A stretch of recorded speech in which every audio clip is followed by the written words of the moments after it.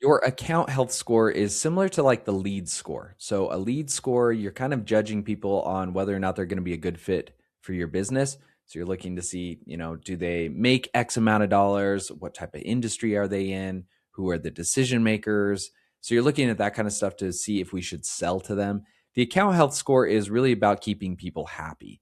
So in this situation, what we're going to be going through in this diagram is how we can figure out if someone is happy or upset with their current situation at our business. This is really important to have. I have this set up in this diagram for the first 30 days. All reality, you should be looping back around every so often to check in on this.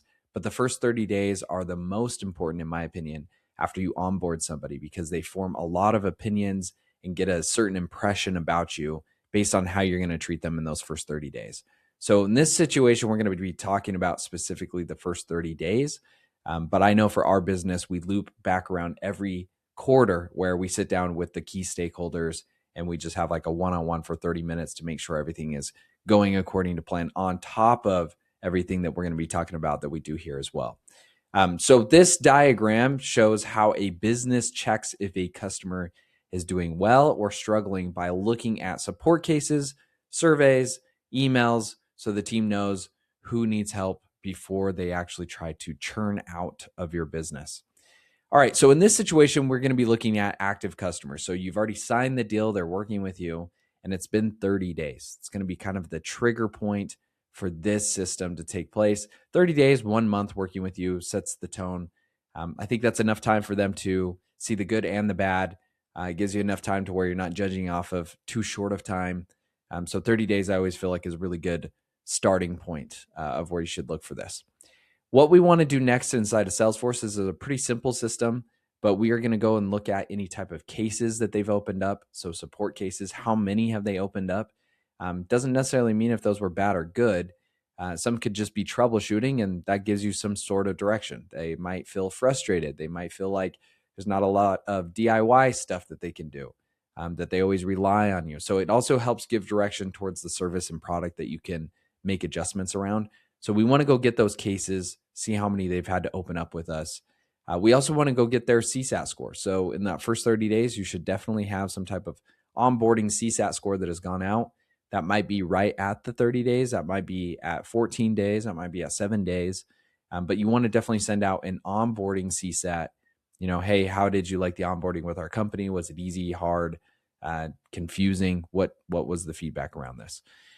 That first 30 days is usually when we send ours out. If you want to use my example, we send it out right at 30 days. That's our first check-in to basically be like, how did this thing go? Like, are you liking this so far? Is this going the right way that you want it to? So we're going to track that inside of Salesforce. I have a whole video about creating CSAT scores inside of Salesforce. If you haven't done that already, you can go back into the startup systems and look for that. But I would definitely track the CSAT scores. From there, we want to maybe even if you are smaller, I try to make these videos to where it's not just specifically for small businesses and not specifically for larger businesses, since we help people anywhere from 3 million to 100 million. It's anywhere in between. So I want to make sure this is applicable to everybody. So I'd say on the scrappy side of things, if you're a service business, another thing that we have considered in the past when we were earlier on is we also look at like all of their email open rates. So if you have a newsletter or you're sending out email blasts as part of your marketing campaign, this is also a good indicator too. Sometimes if you feel like, hey, we're not really getting a lot of cases, we also aren't really getting a lot of feedback from them on CSAT scores, and also all these emails we send out, they're not really even opening them. So they're kind of dormant, they're not engaging. It's really hard for us to tell if this is a good client or a bad client. Again, it gives you direction at that smaller stage. Hey, maybe I should just get on the phone and just ask them straight up because we've been trying to do so and they're not giving us the feedback that we want. So email open rates are a little overlooked, I would say, but that is good data to have. If you're using something like MailChimp, a lot of companies that we work with that are right around that 3 million mark are using MailChimp. It's a great service. Tends to be a really easy one to get into, especially for the price. That one's really easy to integrate with Salesforce too. I think the integration is something like $20 a month. So it's fairly cheap, and you can get all that data into Salesforce to see who's clicking on things inside your emails and who's opening them. So it's a really easy way to also just view that data right in Salesforce versus having to go over to MailChimp and look for these contacts as well. So that's a cool hack you can do there. From there, what we want to do is look at the health score. I guess what I would say right before I talk about the health score is if those three things feel too small for you, you could also look at things like if you're a product-based business, how often are people logging in? You could also be looking at different metrics as far as, maybe usage of your product or service. You could be looking at some other indicators in there. I won't go through a huge laundry list here, but you could look at some other things to add in here if you have data to it. Again, this is a starting point, something to start thinking about and kind of a framework here of how we could think about this. All right, great. So after that, health score would be next. What we want to look at the health score is basically you're going to have two options here. I don't know why I have no here. I think I meant to delete that right before the call. So health score here is basically, is this going well or is this going great, right? Or is this going poorly? Is this going so-so?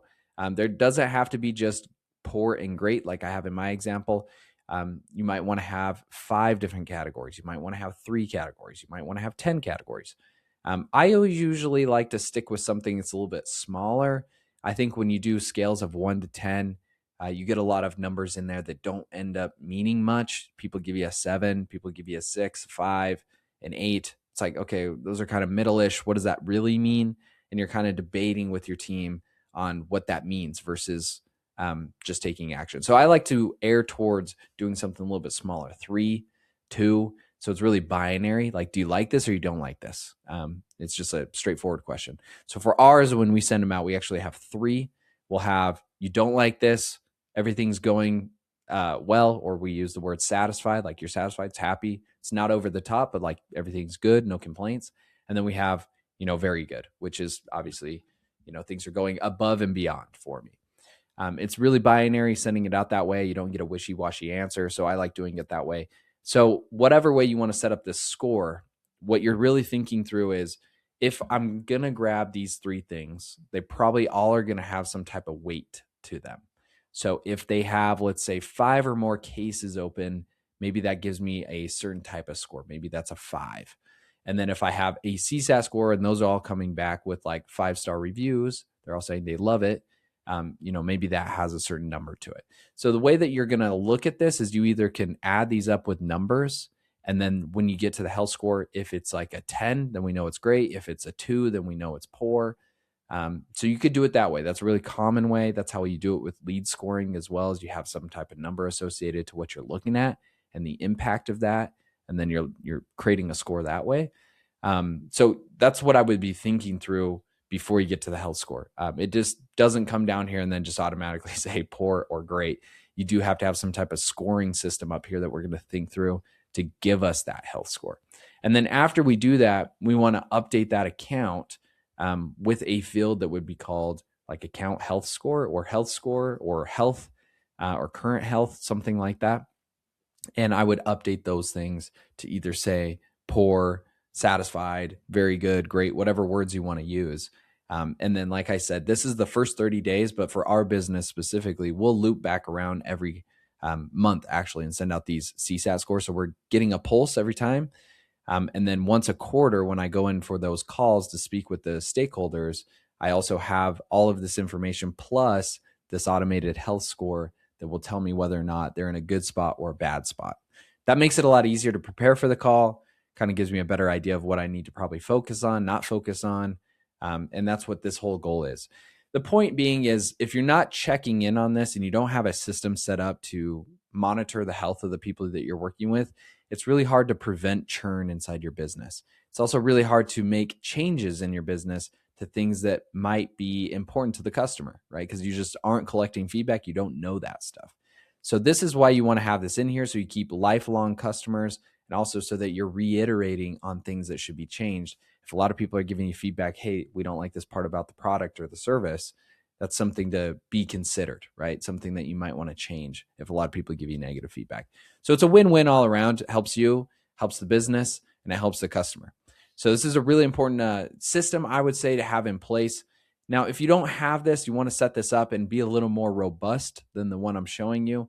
I did include a link in the description below. You can click on that. We'll see if we're a good fit for you. If we are a good fit, we'd love to come in, talk through how you guys want to set this up. We'll do everything else for you, including setting up the system. We'll do everything in Salesforce for you. We'll set up the scoring system up here as well for you. So everything is done for you, and we'll tailor exactly for what it is that you need. So if that sounds interesting, click the link. We'll see if we're a good fit. And then if we are, love to come in and help you guys out. Look forward to speaking with you soon. Thanks.